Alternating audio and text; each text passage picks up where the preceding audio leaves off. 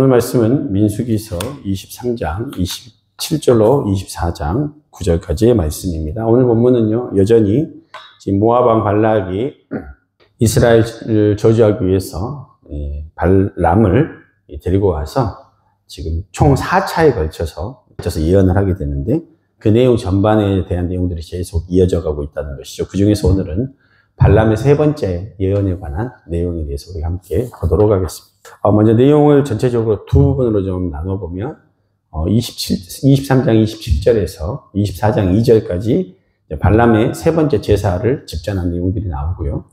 나머지 이제 3절부터 9절까지가 여호와의 강권하심으로 인해서 발람의 이스라엘에 대한 세 번째 축복의 예언이 나오는 내용입니다. 자, 먼저 27절, 우리 27절을 좀 보면, 발람이요, 두 번째로 이스라엘을 저주하는데 실패하자 발락은 포기를 하지 않죠. 우리 27절 다시 한번 읽어볼까요? 시작.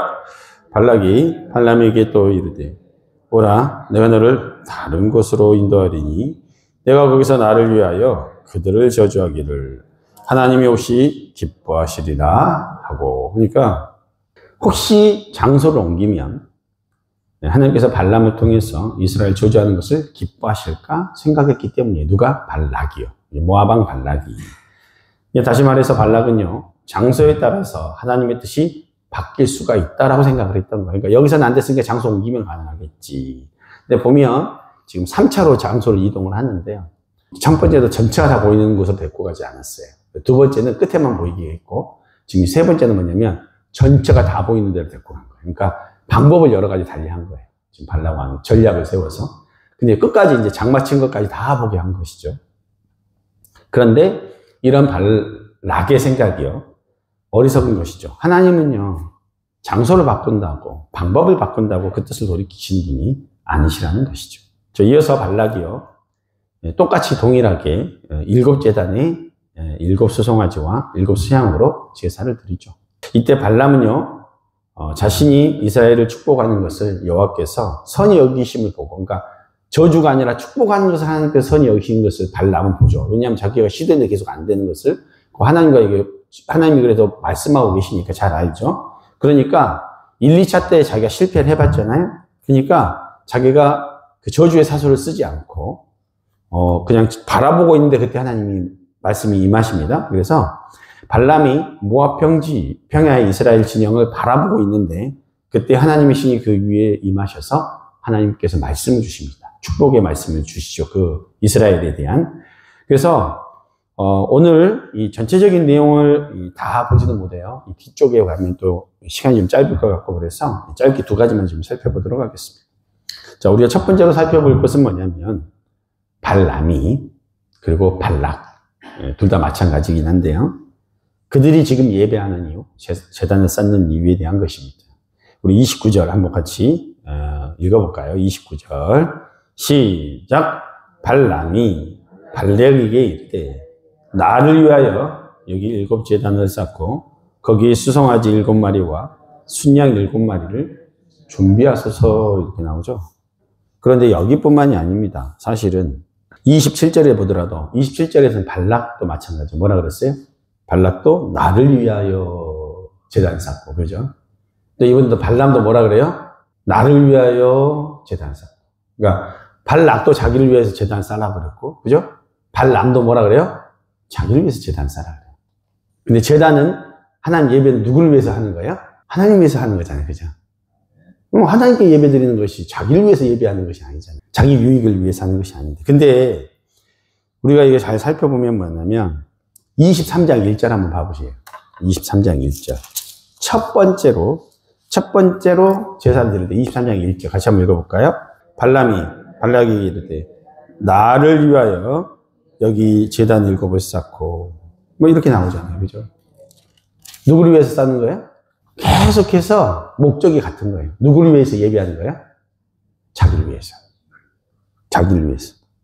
그러니까 지금 산 위에서 단을 쌓고 제물 바치는 것도 그렇게 해서 하나님으로부터 이스라엘 저주할 수 있도록 허락을 받음으로 말미암아, 발람은요, 허락을 받음으로 말미암아 발락이 자기에게 약속했던 물질과 신분 상승에 그 그 어떤 이득을 얻기를 원했던 것이죠. 이처럼 하나님께 드리는 제단과 제물까지도 철저하게 자신의 이익을 위해서 이용하는 발람의 태도, 또 발락의 태도는요, 하나님 앞에서 가증스럽고 진노를 받기에 마땅한 태도라는 것이죠. 발락은 그렇다고 쳐요. 발락은.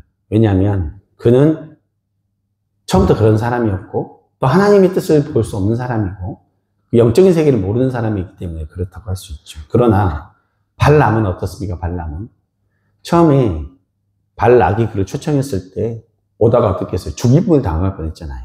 하나님이 천사를 통해서 그 하나님 뜻을 분명히 알려줬잖아요. 그래서 그는 죽임을 당할 뻔했어요. 여러 번 자기가 저주하는 것이 하나님 뜻이 아닌 것을 벌써 한 번, 두 번 이미 다 경험했잖아요. 그러니까 출발할 때 경험하고 두 차례 예언했을 때, 저주를 했을 때 하나님이 아니라고 했기 때문에 벌써 3번을 경험을 한 거예요. 그런데도 불구하고 어떻게 해요? 포기하지 않아요. 포기하지 않아요. 여전히 정신을 못 차려요. 여전히 정신을 못 차려요. 성도 여러분, 이 내용이 우리에게 경고의 메시지가 되는 것이 왜 그러냐면 오늘날 우리 교회 안에서도요, 이런 가증스러운 발람의 모습이 있을 수 있습니다. 솔직히 그냥 딱 들으면 뭐 나하고 별로 상관없는 얘기겠지라고 얘기할 수 있어요. 그러나 하나님 앞에 더 겸비하면서 낮게 자신을 돌아보고 자신의 깊은 내면을 바라볼 수 있는 영적인 눈이 열리면 어떻게 돼요? 아, 내 안에 이런 모습이 있었구나 고백할 수 있게 되는 거예요. 사실은 우리 보면 그냥 겉으로 보면 때가 안 나오는 것 같은데 목욕탕 가보면 어떻게 해요? 때가 나오잖아요. 그죠? 겉으로 그냥 보면 몰라. 그러나 영적인 세계 속에서 하나님이 나를 바라보게 하시는 말씀 속에서, 기도 속에서 하나님이 나를 바라보게 하시면 그때부터는 보이기 시작하는 거예요. 우리 안에 얼마나 하나님 앞에 가증스러운 모습이 있고 내 안에 숨겨진 욕망들이 있는지를 볼 수 있게 된다는 것입니다. 이런 눈들이 여러분에게 열리기를 축원합니다. 이게 뭐냐면 사람들 마음속에 그러죠. 열심히 예배하는 이유, 열심히 헌신하는 이유. 그렇지만 그 마음속의 중심에는 혹시 자기도 모르게 자기를 드러내고 싶은 마음, 또 인간적인 이득을 얻고자 하는 생각을 가진 분들이 있을 수가 있다는 것이죠. 종교적인 열심을 빙자해서 교회 안에서 사람들로부터 존경을 받고 싶어 하는 사람들도 있어요. 그러다 보니까 인정받지 못하거나 알아주지 못할 때 서운한 마음들이 많이 생기는 것이죠. 또 어떤 분들은요, 교회 안에서요, 종교적인 활동을 통해서 많은 사람을 사귀고 또 그것으로 경제적인 이익을 얻으려고 하는 분들도 계세요. 우리 교회에는 없는데 또 다른 곳에는 그런 분들이 또 계시다. 심지어는 어떤 분들은요, 선거에서 많은 지지를 얻기 위해서 일부러 교회 나가신 분들, 사업을 위해서, 선거를 위해서, 자기 이득을 위해서 교회를 이용하신 분들이 계시죠. 이런 분들은요, 아무리 열심히 예배를 드리고 헌신을 한다고 하더라도 하나님이 인정해 주시지 않으시죠. 하나님은 만월의 여김을 받으시지 않으시는 분이십니다. 그래서 그분들이 교회에서 와서 쌓는 단, 예배, 제사, 또 드리는 예물들, 이런 것들이 결국은 누구를 위한 거예요? 나를 위한 것이 돼버렸으니까. 예배와 제사는 하나님을 위해서 드려져야 되잖아요. 근데 나를 위해서 드렸으니까 그건 하나님이 받으신 바가 되지 않는다는 것입니다. 사랑하는 성도 여러분, 여러분들은 어떠한 마음으로 하나님 앞에 예배 드리며 이 새벽 제단을 쌓고 계십니까? 혹시라도 마음 한구석에 이런 모습이 있다면 하나님 앞에 다 내려놓으시고 돌이키시기를 축원합니다. 우리는 언제나 하나님만을 위해서 또 그분을 위해서 헌신하시고 예배에 단싸는 여러분 되시기 바랍니다. 그럴 때 하나님께서는 오히려 여러분들의 유익을 위해 나를 위해서 아니라 하나님을 위해서 할 때 먼저 그의 나라와 의를 구할 때 하나님께서 여러분에게 필요한 모든 것을 그저 덤으로 더해 주시는 역사를 경험하시기를 축원합니다. 두 번째 살펴볼 것은 뭐냐면요, 영적인 눈이 열리는 것에 관한 것입니다. 영적인 눈이 열려야 되는 거예요. 우리 함께 민수기서 24장 3절과 4절까지 읽어볼까요? 시작. 그가 예언을 전하여 말하되 보올의 아들 발람이 말하여 눈을 감았던 자가 말하며 하나님의 말씀을 듣는 자, 전능자의 환상을 보는 자, 엎드려서 눈을 뜬 자가 말하기를. 자, 이러면서 뒤에 하나님께서 주셨던 이스라엘에 대한 축복의 예언들을 쭉 이렇게 하는 것이죠. 이스라엘은 어떻고 황소가 같고 이게 쭉 나옵니다. 그런데 이 내용을 지금 보면 3절과 4절을 보면요. 하나님의 영이 임했죠. 지금 발람에게. 그러니까 그가 이제 예언을 하기 시작하는데 이게 어떤 거냐면 자신에 대해서 눈을 감았던 자가 말하며 엎드려서 눈을 뜬 자가 말한다고 지금 표현을 했잖아요. 이게 뭐냐면요. 이것을 눈을 뜨고 감는 모습을 묘사하는 듯이 보이지만 히브리어 원문으로 보면요. 전에는 육의 눈이 열린 반면에 지금 어떤 거예요?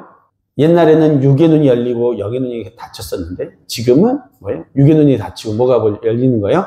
영의 눈이 열렸다는 거예요. 그러니까 이제는 이스라엘이 보이는 거예요. 축복의 백성들이 보이는 거예요.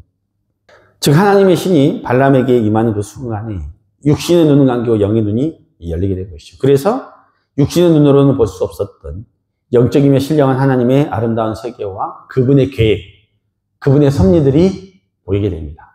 사실 이 다음에 보면 오늘 말고요. 뭐 내일이 될지 모레가 될지 모르겠지만 이 다음에 보면 이 발람이 놀라운 예언을 합니다. 무슨 예언을 하냐면요. 예수 그리스도의 탄생에 대한 그 예언을 합니다. 이스라엘의 비열을. 그러니까 이 눈이 열려버린 거예요. 하나님의 영이 임하니까.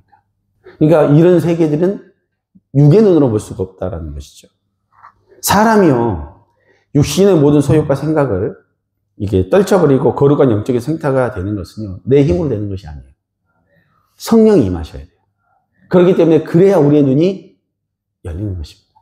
그러니까 교회 생활을 오래 했다고 영의 눈이 열리는 것이 아니라 뭐예요? 성령이 우리의 눈을 열어주실 때 우리는 볼 수 있고 들을 수 있고 알 수 있다는 세계가 있다는 것입니다. 그래서 우리가 끊임없이 하나님의 말씀을 또 하나님 앞에 말씀을 보고 기도로 간구하는 그 이유들은 뭐냐면 성령 충만을 우리가 간구해야 되는 이유인 거예요. 이것이. 우리가 이것이 열리지 않으면요. 항상 혼돈이 돼요. 육체의 정욕에 사로잡혀 있거나 육적인 눈, 영의 눈이 열리지 않고 육적인 눈만 있으면요. 영적인 세계를 볼 수가 없어요. 하나님의 뜻을 발견할 수가 없어요. 보이지가 않는 거예요. 그래서 우리도 한번 돌이켜 보십시오. 우리 지난 날들을 돌이켜 보면 뭐냐면 우리가 오늘도 하나님 앞에 하나님 말씀대로 살겠다. 내가 거룩하게 살겠다 다짐하지만 사실은요. 그렇게 살기가 쉽지가 않은 거예요. 왜냐하면 내 힘으로 해보려니까 안 돼요. 뭐를 의지해야 되는 거예요? 성령의 힘을 의지해서 나아가야 되는 거예요.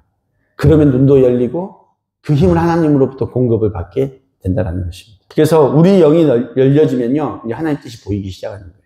그러면 어디로 가야 될지 알겠고 내가 하나님 앞에 어떤 결정을 할 때 하나님의 뜻을 확인하고 결정하게 되는 거예요. 저는 지금도 하나님 앞에서 무슨 결정을 할 때 한 7번 정도는 확인을 하고 결정을 합니다. 하나님 뜻을 물어요. 한 번 묻지 않고요. 7번이 살 때까지 한 번 하나님 앞에 물어요. 확실할 때까지. 그래서 그 사인이 7번 왔을 때 움직여요, 저는.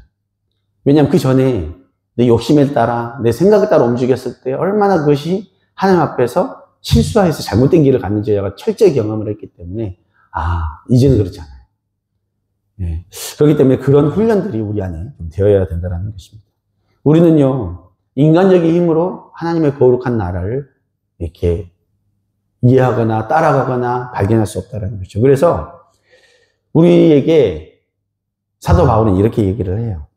로마서 8장에서 너희가 육신대로 살면 반드시 죽을 것이로되 영으로서 몸의 행실을 죽이면 살리라. 살리니 무릇 하나님의 영으로 인도함을 받는 그들은 곧 하나님의 아들이라. 그러니까 하나님의 자녀들은 뭘로 인도함을 받는다는 거예요? 하나님의 영으로 인도함을 받는다는 거예요. 그러니까 우리도요, 사람한테 상의도 하고 그러잖아요. 자녀들은 부모에게 상의라고 그러죠. 근데 우리는 누구에게 상의를 하는 거야? 우리의 영의 아버지에게 하고 상의를 하는 거예요. 아버지, 이런 일이 있습니다. 어떻게 할까요? 묻는 것이죠. 그때 하나님 반드시 응답하신다는 거예요. 바울은요, 갈라디아서 5장 16절 17절에서도 이렇게 얘기해요. 내가 이르노니 너희는 성령을 쫓아 행하라. 그리하면 육체의 욕심을 이루지 아니하리라. 육체의 소욕은 성령을 거스리고 성령의 소욕은 육체를 거스리나니 이 둘이 서로 대적함으로 너희의 원하는 것을 하지 못하게 하려 함이라. 서로 부딪힌대요. 그럼 뭐예요? 뭐 하나는 포기하거나 내려놔야 된다는 거예요. 그러지 않으면 하나님의 뜻을 이룰 수가 없대요. 자, 그럼 뭐를 포기해야 될까요? 우리의 육체 소욕을 포기. 그걸 내려놔야죠. 기도의 싸움은, 기도는 내가 원하는 걸 막 하나님께 얘기하는 것이 아니에요. 내가 나와 하나님의 주파수를 맞추는 거예요. 나의 뜻이 이건데 하나님 뜻은 무엇인가 물으면서 뭐예요? 그 주파수를 맞춰가는 거예요. 그래서 하나님의 음성을 들어야 되는 거예요. 그래야 하나님, 저는 이걸 원하는데 하나님 무엇을 원하십니까? 그럴 때 뭐예요? 그래서 맞춰가는 것이죠. 근데 누가 맞는 거예요? 내 뜻이 맞을까요? 하나님 뜻이 맞을까요? 하나님 뜻이 맞기 때문에 그 뜻을 발견하고 나를 맞춰가는 작업이 바로 기도의 작업, 나의 육체의 소욕을 내려놓는 작업이라는 것입니다. 여기 계신 모든 분들이 하나님의 음성을 듣고 그분의 뜻을 따라 그 주파수를 맞추는 이 새벽 되시길 예수님의 이름으로 축원합니다. 그럴 때 여러분들이 성령님과 함께 동행하고 실패하지 않는 인생, 형통한 인생이 될 줄 믿습니다. 이 은혜가 이 새벽에 남은 우리 모두 가운데 있기를 예수님의 이름으로 축원합니다. 기도하시겠습니다.